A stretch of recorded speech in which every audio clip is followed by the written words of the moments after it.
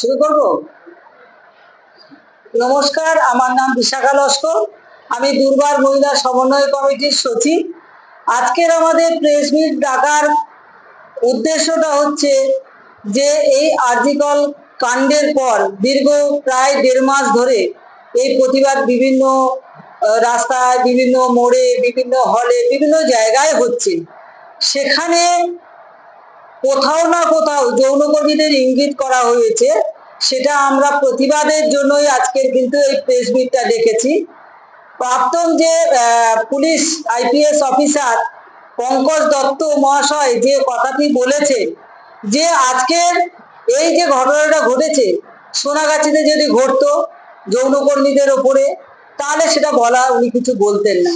কিন্তু আরজিকরের মতো জায়গাতে ঘটেছে সেটা কিন্তু উনি মেনে নিতে পারছেন না।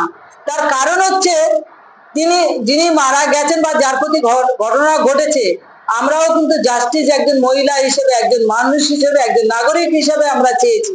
কিন্তু যৌনকর্মীদেরকে সেভাবে এখানে শ্রমজীবী মহিলা হিসেবে তাদেরকে সম্মান করা হচ্ছে না, অসম্মানজনক কথা বলেছে। তার জন্য আমরা ধিক্কার জানাচ্ছি। কারণ যে আজকের একজন যৌনকর্মী রেপ হতে পারে বা মার্ডার হতে পারে বা তার প্রতি কেউ অন্যায় বা অত্যাচার করে চলে যেতে পারে। যৌনকর্মীদের কিন্তু কোনো জায়গায় প্রতিবাদ জানাবার জায়গা নেই, এটা কিন্তু ওনার বক্তব্য থেকে পরিষ্কার আমরা বুঝতে পেরেছি। তো সেই জন্য বলছি যে যৌনকর্মীরা সমাজের একটা পার্ট। সেখানে কিন্তু যৌনকর্মীরা একজন মহিলা, কারোর মা, কারোর বোন, কারোর মেয়ে, সমাজের একটা অংশ। সেখান থেকে আজকে যৌনকর্মীদেরকে ইঙ্গিত করে বলা হচ্ছে। তার মানে কি আজকের ভারতবর্ষের যে সিস্টেম আছে বা ভারতবর্ষের যে আইন কানুন আছে, সেখানে কি যৌনকর্মীদের কোনো জায়গা নেই? খালি যৌন কাজ করে বলে সেটা তার জন্য যৌনকর্মীদের প্রতি কোনো অন্যায় হবে না, সেটা প্রতিবাদ করা যাবে না, সেটা আমরা বলতে পারবো না? বা যৌনকর্মীরা যদি রেপ হয়, সেটা কি রেপ নয়?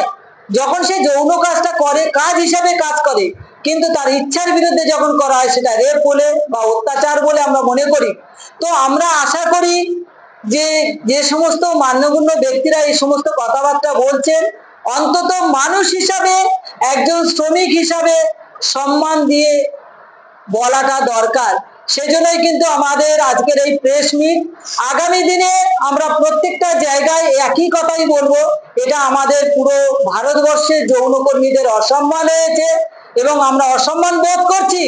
আজকের এত বড় কথা যে আমাদের রেপ হলে সেখানে কোনো আমাদের বলার জায়গা নেই, তার কারণটা কি?